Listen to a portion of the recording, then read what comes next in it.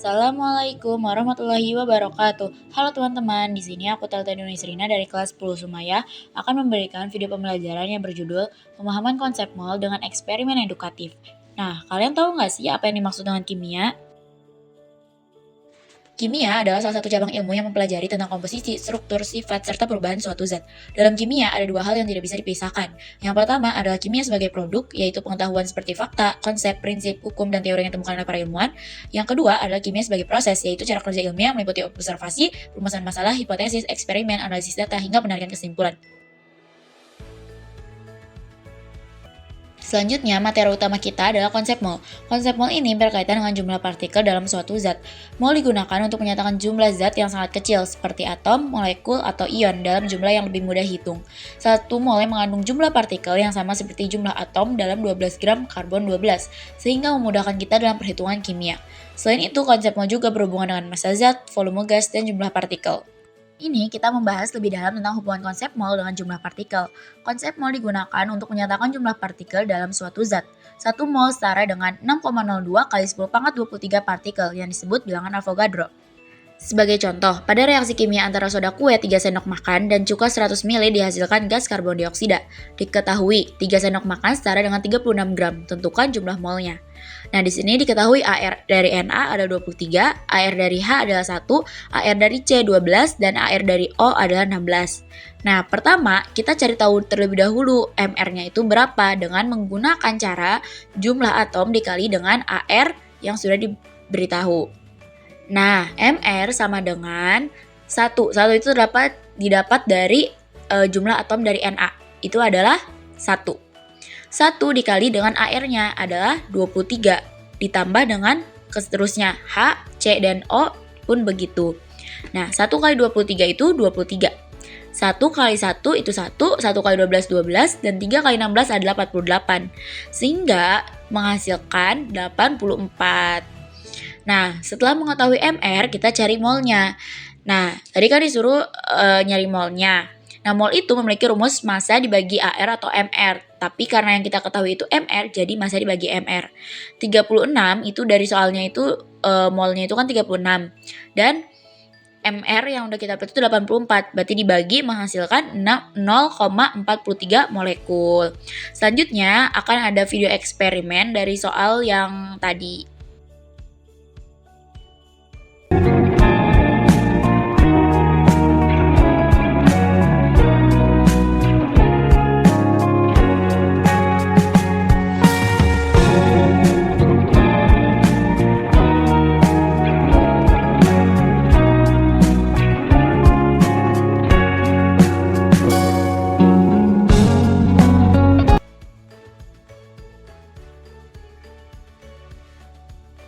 Itu ada juga massa molar, yaitu massa dari 1 mol zat.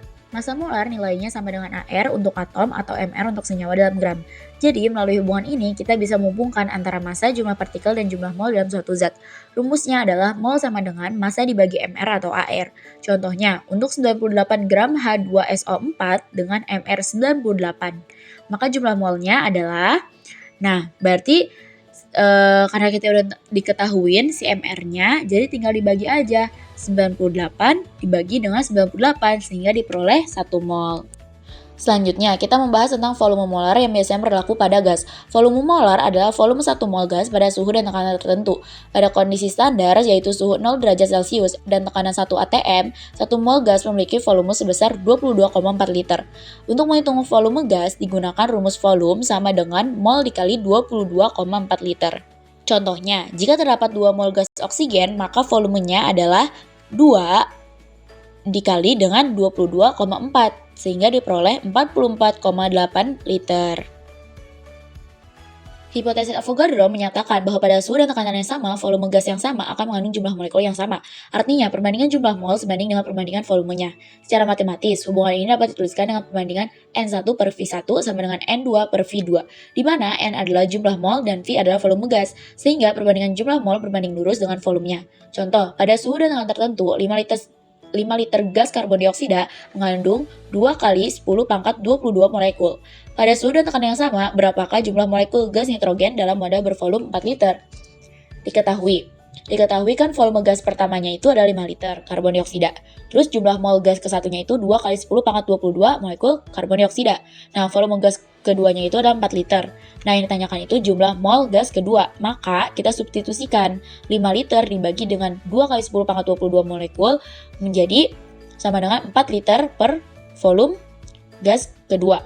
Nah, volume gas kedua itu sama dengan 4 dikali dengan 2 kali 10 pangkat 22 molekul.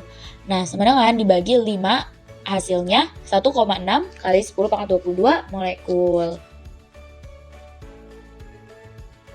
Selain itu, terdapat hukum gas ideal dengan rumus P kali V sama dengan N kali R kali T yang menunjukkan hubungan antara tekanan, volume, suhu, dan jumlah mol gas. Persamaan ini digunakan untuk menghitung kondisi gas dalam berbagai situasi. Keterangan: P sebagai tekanan, V sebagai volume, N sebagai jumlah mol, R konstanta gas ideal, T sebagai suhu gas. 1 atm itu sama dengan 76 cm hektogram. Di sini ada rumus konsep mol dari semua materi yang sudah kita pelajarin tadi sehingga kalian lebih mudah dalam perhitungan kimianya.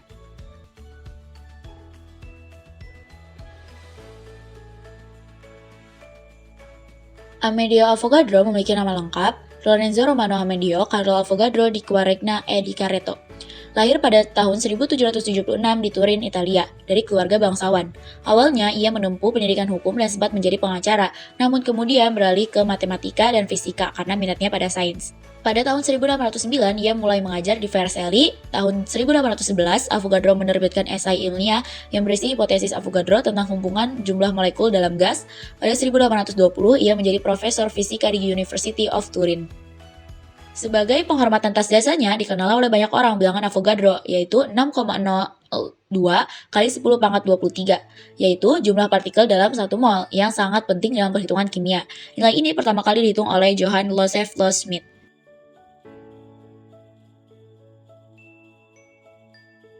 Mol menunjukkan bahwa segala sesuatu di alam dapat diukur dan memiliki keteraturan. Hal ini sesuai dengan surat Al-Qamar ayat 29 yang menyatakan bahwa Allah menciptakan segala sesuatu menurut ukuran.